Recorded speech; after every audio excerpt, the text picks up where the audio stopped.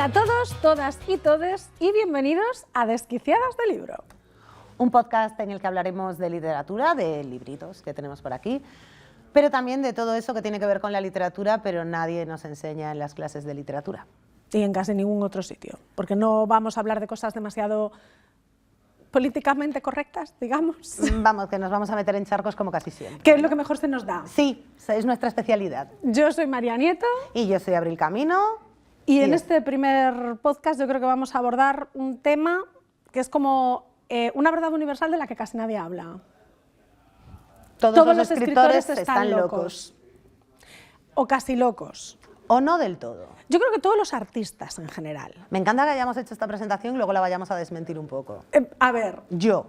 Te iba a decir, yo no, yo estoy súper de acuerdo, lo quiero dejar clarísimo, estoy súper de acuerdo. A mí se me ha impuesto esa frase, yo no estoy del todo de acuerdo. Yo creo que hay una sensibilidad innata, bueno, no lo creo yo, lo creo en los estudios. Sí, eso está claro. La gente que se dedica al arte, y esto implica evidentemente la literatura, pero implica también casi cualquier otra disciplina artística e incluso deportiva en determinadas cuestiones, tiene necesariamente una sensibilidad especial.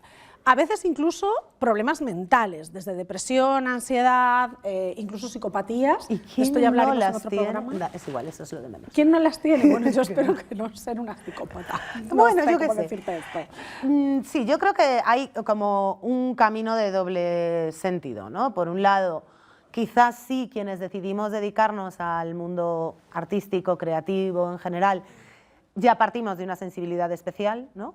Nos apetece más eso que salir a correr, por ejemplo, evidentemente. Sí. ¿A quién le apetece salir a correr? A mí nunca no ha pasado. Y hay lo contrario. Una vez que te metes ya en el lío y escribes, ¿no? Yo hablo de nuestro caso, que es escribir. También el ejercicio de la escritura te pone en contacto con tus vulnerabilidades, tus miedos, lo más profundo, ¿no? de ti. Entonces eso también... es decir, si no vives anestesiado si escribes.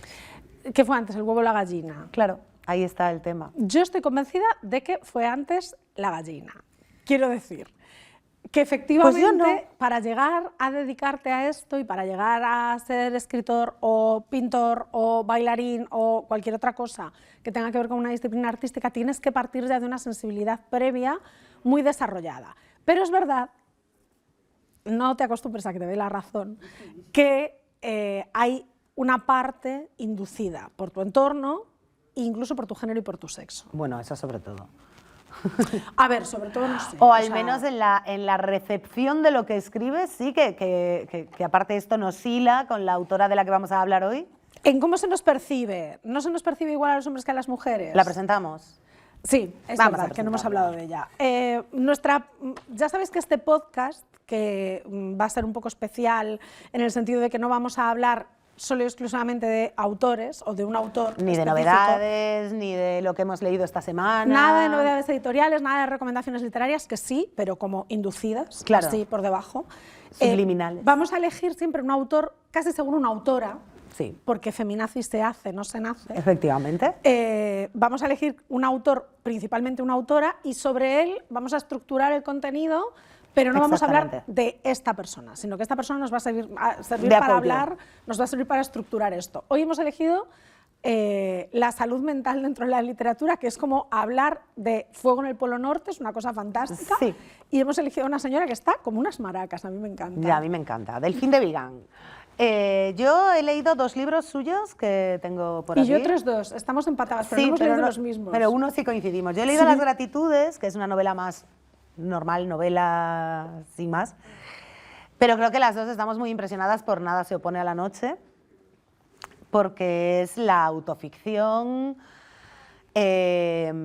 psicológica de Delfín de Vigan, ¿no? Es probablemente el libro de autoficción más crudo que he leído nunca. Sin de hecho. ninguna duda. A mí me dejó impresionadísima semanas. Sí. Es un libro que impresiona mucho, pero lo guay de Delfín de Vigan, dentro de este tema de la salud mental, lo guay de Delfín de Vigan no es este Nada se opone a la noche, que en realidad es una especie de exorcismo interior, o sea, ella Sí. coge toda mierda que ha tenido en su vida, las experiencias horrorosas que vivió de niña, un entorno familiar desestructurado, no, lo siguiente. Psicótico total. Absolutamente. Y lo convierte en una novela de autoficción, que ahora analizaremos lo que es la autoficción y lo que no lo es, porque esto también es importante. Pero lo interesante no es esta novela, que sí, por favor, léosla. Sí. Lo interesante es lo que hizo después. Lo que le pasó Claro. después de escribir Nada se opone a la noche. Claro, que es recibir el vapuleo. Y lo contrario al vapuleo. Y la indudable admiración del público, crítica, pero también con vapuleo. Claro, efectivamente, es como esa crítica envenenada. A ver, vamos a poner contexto. Sí. Delfín de Vigan llevaba años escribiendo, Sí, por desde ejemplo, los primeros 2000. Esta, por ejemplo, es una de ellas. Novelas de ficción, muy bien recibidas principalmente por el público francés, porque ella prácticamente no era traducida en aquel momento, pero era un poco, pues no sé cómo explicaros, o sea, pues cualquier autor muy bien recibido en España Sí. que no haya dado el salto internacional, ¿no? O sea, la tía era un bestseller dentro de Francia, muy bien considerada dentro de Francia, pero no había dado el salto internacional. Y entonces en 2011 a esta señora se le juntan los astros y consigue la fuerza, que a mí esto me parece un ejercicio dificilísimo, la fuerza mental para ponerse delante del folio en blanco, que ya hay que tener fuerza en general, pero para esto más, y desarrollar una novela de autoficción súper cruda, extremadamente real, en la que cuenta todo ese entorno familiar que probablemente sea esa primera parte de cómo es que Delfín de Vigan tiene tanta sensibilidad. Bueno, pues porque Claro. ha crecido en un entorno en el que... Sí, ha necesitado la sensibilidad para sobrevivir, probablemente. Y para anestesiarse incluso, Sí, o sea, para la entender. fantasía para poder salir. Vivía en un entorno familiar muy complicado, con una madre con unos problemas de depresión gordísimos, con una bipolaridad diagnosticada y tratada, que acabó suicidándose, o sea, con una historia Sí, familiar terrible, terrible. con muchos suicidios, muertes, etcétera, en su entorno, con una vida muy desestructurada a raíz de la enfermedad de su madre, pero no solo por eso. Entonces ella, después de toda esa infancia, desarrolla una etapa adulta extremadamente funcional, en la que se convierte en una escritora de éxito en Francia, y en 2011 dice, voy a coger todo esto y lo voy a poner negro sobre blanco. Y su editorial decide, pa'lante, y la publica, y lo peta. Lo peta grandísimo. Lo peta a nivel, la traducen a por 200 idiomas, da el super salto internacional, Nada se opone a la noche, se publicó en 2011, en 2012 ya se había traducido como a 10 idiomas, o sea, una cosa Sí, sí, está en loquísima. todas partes, es la novela por la que todos conocimos a Delfín de Vigan. Efectivamente, o sea, de repente fue, de hecho está en ediciones especiales, o sea, aquí tenemos 2 ediciones de Nada se opone a la noche. Se convierte en un locurón. Y claro, aquí pueden pasar 2 cosas. Una es que habiendo tenido un éxito tan grande como Nada se opone a la noche, tú consigas, bueno, pues utilizar ese éxito a tu favor y utilizarlo para lanzar otros libros que tenías a lo mejor en barbecho y que tu editorial no apostaba por ellos porque ahora tienes una fuerza sobre tu editorial que antes no tenías, y otra es que te dé la pájara. Y a Delfín le dio la pájara gorda. Es normal. A mí me parecería extremadamente raro lo contrario. A mí me parece extremadamente femenino que le diera la pájara, y lo digo desde una perspectiva también. positiva. Sí, a mí también. Ella estaba acostumbrada a tener cierto nivel de atención, Nada se opone a la noche fue atención elevado a N, y encima atención elevado a N sobre mi vida. Claro. Y ella llevaba muchos años publicando ficción. Entonces, ¿en qué momento tú te encuentras con que de repente todo el mundo te dice, pero ¿por qué escribes ficción si lo que haces bien es hablar tus de tu diarios? vida? Y es como, coño, pero es que yo soy escritora, Claro. yo no soy Claro. psicóloga. Claro, y ahí bueno, enlaza un poco con el otro tema de cuando te decía yo que no creo que todos estemos locos. ¿Estamos locos o nos vuelven locos también? Que está el claro. sector, el mundillo. Esa pregunta está ahí en el sector aire, editorial ¿no? es extremadamente insano, Claro. como concepto general, y tiene mucha presión sobre el escritor, como casi todos los sectores en los que se utiliza la creatividad para ganar dinero. Sí. No me puedo creer que un marchante de arte no ejerza presión sobre claro su que sí. escultor, o que un actor no reciba presión, seguro que la recibe. Pero nosotros lo que conocemos es el mundo editorial. Claro, y en el mundo editorial, pues bueno, es una jaula de pirañas.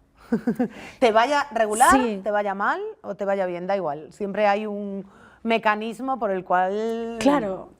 Destruir. ¿Y cómo consigues? Que a mí esto me parece fascinante, porque Delfín de Vigan publica Nada se opone a la noche en 2011 y tarda 4 años en publicar su siguiente novela. Yo me estoy imaginando a la editora de esta señora... Quemándole el teléfono. Claro. O sea, yo me imagino que cambió de número. Sí, claro. Porque 4 años, en cualquier circunstancia, es mucho tiempo sin publicar.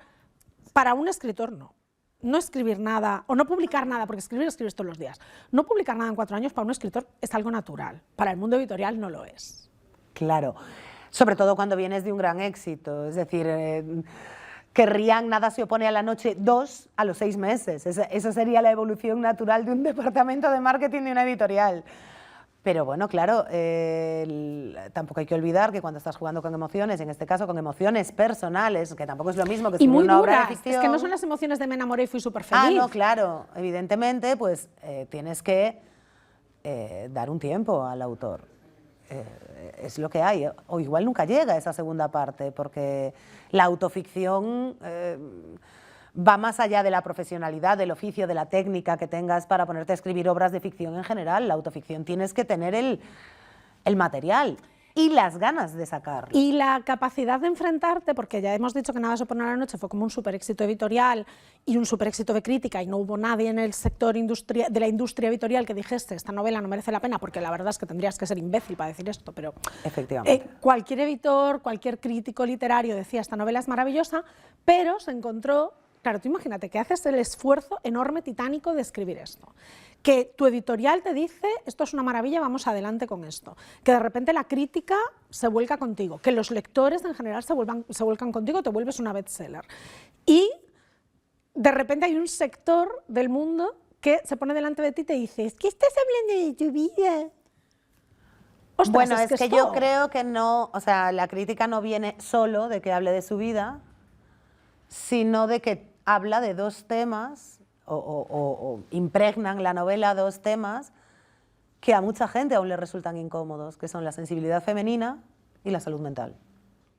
Claro, pero de estos temas han escrito muchos otros escritores, y lo digo en masculino, y no se les critica. Y de su vida personal han escrito muchos otros escritores, no se les critica, me refiero, no hay un movimiento dentro del mundo de los lectores, no hay un movimiento de gente diciendo buah, es que ¿qué mérito tiene contar tu vida? Pues eso no tiene ningún mérito. Que esto pasa también con los cantantes.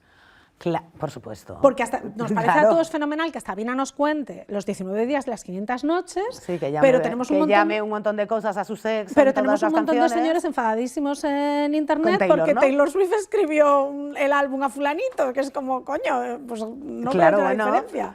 Sí, bueno, pero a ver, voy a descubrir América, ¿vale? Hay machismo impregnado en la sociedad. Y se trasluce en ese tipo de cosas, en que un tío despechado es, joder, pobre tío, ¿vale? Y una tía despechada es, la Karen con los gatos, y una histérica y tal, ¿no? Pasa un poco, llevándolo un poco a un terreno más serio con esto. ¿Cuánto no ha contado Vargas Llosa de su vida privada? Incluida... te iba a decir, incluido un tema... Hola, me acuesto con sobrinas de forma compulsiva. Claro, es un tema un poco... O sea, no vamos a llamarlo incesto porque no lo es, pero casi. Bueno, semi-incesto. Y no eran menores rozando el poste. No, en la primera él sí. Y entonces, claro, son cosas como curiosas, que a este señor nunca se le haya afeado esto. No, al revés. Y no creo que se le tenga que afear, ¿eh? Quiero decir, no quiero partiendo de la base de que a mí Vargas Llosa me parece posiblemente el mejor escritor del siglo XX. A mí no me gusta. A mí me encanta. En el 21 ha estado un poco despistado, pero en el 20 muy bien. El 21 ya estaba más con los Ferrero Rocher y eso, pero en el 20 muy bien. A mí me encanta Vargas Llosa. Pero es verdad que incluso esa producción autobiográfica o de autoficción de sus novelas ha cimentado un poco esa imagen de seductor, machote, ¿no? O sea, un poco de tío culto, pero tío culto que se toma unas cervezas y pero diciendo tal. Lo que dije antes, que a mí no me gusta Vargas Llosa y yo ya sé que me va a funar medio internet y me parece bien. Estoy encantada. Tampoco es el personaje más popular en No, pero quiero decir que no me gusta cómo escribe. A mí no me gusta cómo escribe. Es muy bueno escribiendo, pero a mí no me llega lo que escribe. A ti no te llega, ¿vale? Ni sus temáticas, ni su forma de escribir. Pero esto es una cuestión personal. Independientemente de esto, que es, insisto, 100% personal y nada objetivo, a mí me parece que no se le puede funar por haber escrito sobre su vida personal, porque pues claro todos escribimos sobre nuestra vida personal. Sí, algo hay en todos. Incluso si estás escribiendo con dragones. Pues, algún rastro de ti, de tu biografía, de tus emociones, de tu forma de entender el mundo, siempre dejamos todos. Yo Siempre he dicho que creo que jamás escribiré autoficción, pero si coges párrafos de todos mis libros y haces un Tetris con ellos, tienes un libro mío de autoficción. Claro, es que esto existe siempre. Yo creo que todos hemos hablado de escritores y siempre hablamos hablar de escritores porque esto es el core de este podcast, pero todos los artistas usamos nuestra propia vida como, me llamo artista a mí misma, que me estoy dando una grima ahora mismo que no te estoy viendo como la Jurado de repente, como una ola. Tal cual. Pero es verdad que toda la gente que hace cualquier tipo de producción creativa utiliza sus propias experiencias, sus propios sentimientos como una base. Lo que pasa es que la autoficción, que esto era lo que decíamos antes, hay que explicar la diferencia entre autoficción y utilizar tu experiencia para construir ficción. La autoficción es mucho más real, mucho más cruda, son hechos, y más pegada a los hechos. Claro, exacto. Aunque haya alguna parte de fabulación o de rellenar los huecos, porque evidentemente la memoria es tramposa y nunca recordamos Bueno, todo. y porque no puedes hacer novela con ir al Gadis. Bueno, o sea, hay que rellenar los huecos con cosas más... Esto es como las redes sociales, que solo enseñas lo bonito. Claro, yo colgando la ropa no te lo enseño porque no tiene interés. Exacto. Pues esto igual. Pero aún así, es verdad que la autoficción pasa necesariamente por pegarte 100% a la realidad, que es lo que Delfín de Vigan hizo con Nada se opone a la noche. Entonces ella pasa 4 años desde que publica Nada se opone a la noche hasta que consigue publicar otra cosa. Y esos 4 años esta mujer lo pasa mal, no, lo siguiente mal. Una angustia horrorosa porque tenía un miedo atroz a la página en blanco. Ese supuesto terror a la segunda novela, a ella le llegó pues con esta que igual era la quinta o la sexta, ¿sabes? Pero era la primera después del gran éxito. Exacto. Entonces tiene este súper éxito que es como resetear, empezar de cero, y entonces esa siguiente novela para ella fue como un pánico horroroso, ¿qué hago ahora? Y por el otro lado se encontraba con 2 presiones diferentes. Por un lado el sector editorial, principalmente su editorial, y los críticos asegurando que ella tenía que centrarse en esa parte de la autoficción porque era una genia, que lo es que lo es, y fin.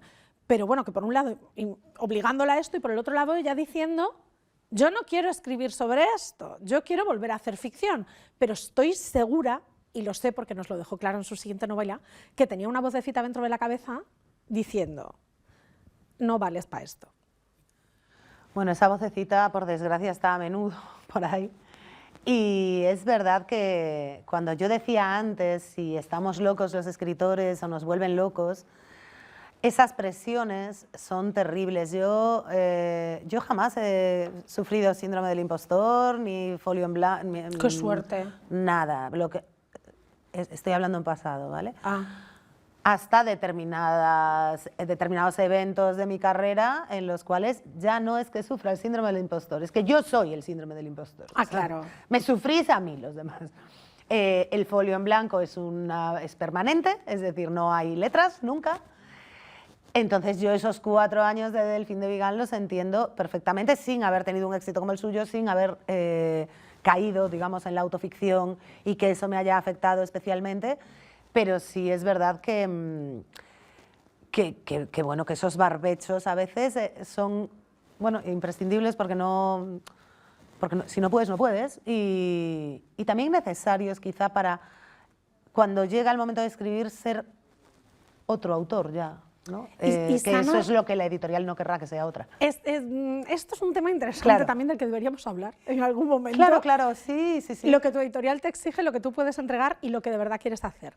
Pero luego hay una parte como súper interesante en Delfín, que es que ella es como el ejemplo perfecto de cómo utilizar este talento, ese arte, esa capacidad que tiene de escribir para cuidar su salud mental dentro de todos los desequilibrios que la acompañan. Porque primero consiguió escribir este Nada se opone a la noche, que yo estoy convencida de que para ella fue un poco un exorcismo, quitarse de encima todo ese lastre personal que llevaba, y yo creo que cuando sueltas algo así en un libro, sobre todo cuando es autoficción, tienes la sensación de que ya no es tuyo, ya está fuera, entonces ya no te pesa tanto, pero claro, luego ella se encontró con otro lastre, que era esa presión, ese miedo a cagarla, ese pánico a la hoja en blanco, ese síndrome de la impostora horroroso, esos 4 años en barbecho, pasando auténtico pavor, pensando que nunca más iba a poder escribir algo que le llenase, y entonces la tía, es que es una genia, la tía coge todo eso, coge todo ese terror, todo ese miedo, todo ese pánico, todo ese síndrome de la impostora,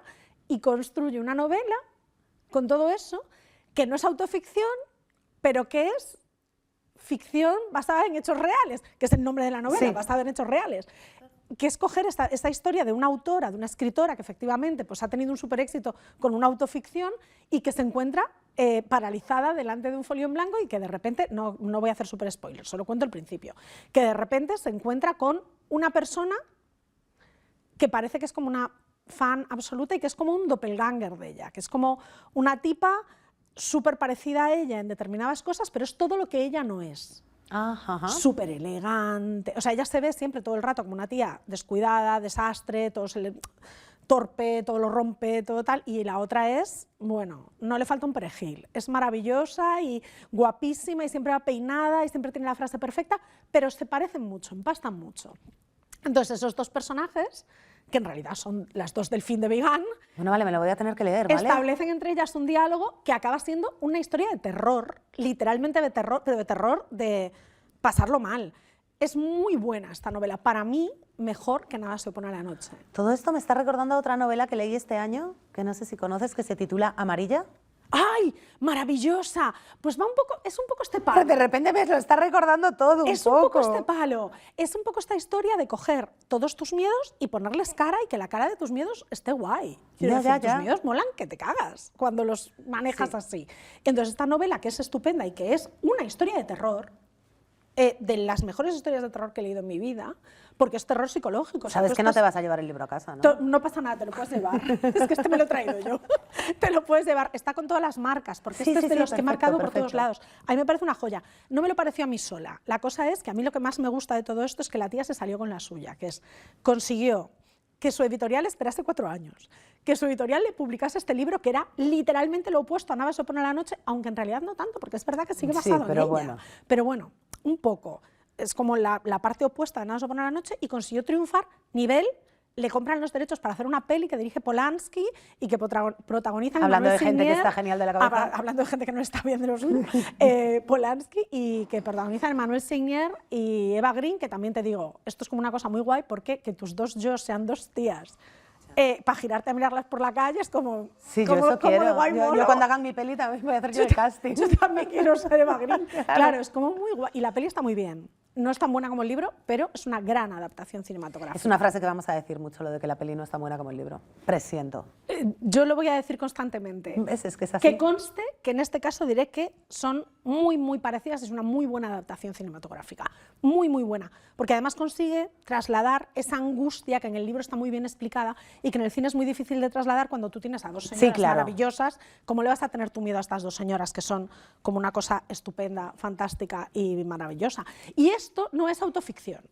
Esto es otra cosa, que es algo parecido a lo que hizo en su momento Elizabeth Benavent con... ¿Cómo no escribir nuestra historia? ¿Cómo no escribir nuestra historia? Que es Elizabeth Benavent, que si no la conocéis, pues si sois amantes de la romántica, no sé qué estáis esperando, porque es muy buena en lo suyo, tiene una vida personal relativamente expuesta porque ella lo ha decidido y en redes pues exponía bastante su vida personal. Entonces en un momento determinado esta mujer se separa de su pareja, hace público que está separado de su pareja y empieza a ser más discreta en su vida personal.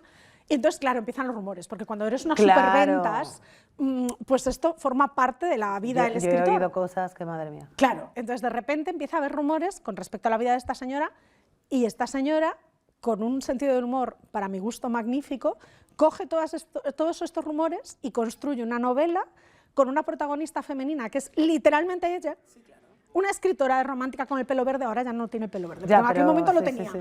Una escritora de romántica con el pelo verde, que le van pasando determinadas cuestiones y tú estás leyendo la novela y sabes perfectamente lo que está queriendo insinuar, sabes a qué personaje se está refiriendo, pero en ningún momento sabes que es real y que no, exacto. Que es un poco lo que hace Del fin de Vigan con basada en hechos reales. Tú no sabes hasta qué punto todo lo que ella... Bueno, sabes evidentemente pues, que efectivamente no hubo una historia de terror detrás, pero este punto de locura no sabes hasta qué momento llegó a ser una locura de verdad. La novela de Elizabeth también fue su más criticada, probablemente. Pues a mí me encantó. Y yo soy una gran fan de Elizabeth. Ya, pero yo creo que volvemos un poco a cuánto se critica. A lo mejor si lo que hace Elizabeth lo hace un autor masculino, se considera una genialidad. Es que esto es un tema del que vamos a hablar recurrentemente en este podcast. ¿De feminazis? De feminazis, que es un insulto que nos encanta nos porque gusta, nos lo apropiamos. Lo hemos Gracias. resignificado, Sí. es como lo de mariquita y, Sí, y es loca nuestro, en el sector LGTBIQ+, pues nosotras feminazis. Entonces, bueno, pues es algo que hablaremos recurrentemente, pero es cierto que no sé, hay muchas genialidades masculinas que son locuras femeninas. Vale, ¿tú crees que nos van a llamar mucho locas después de este podcast? Yo no sé si alguien se habrá quedado aquí 25 minutos oyéndonos, pero sí, puede que estén peor que nosotras. Sí, bueno, es probable que no estéis bien de lo vuestro tampoco, Claro. pero que sepáis que nosotras hemos decidido que esto lo vamos a hacer con una periodicidad real. Sí. O sea, cada poco tiempo vamos a estar dando la matraca con esto. Vamos a presentar eso, Es vamos verdad. a contarles eso y los dejamos en paz ya con la salud mental. Desquiciadas del libro va a volver todos los meses 2 veces, porque somos así. Somos como una cosa que se repite, pesadas, una cosa Sí. que se repite constantemente. Tendremos Desquiciadas del libro el segundo y cuarto Miércoles de cada mes.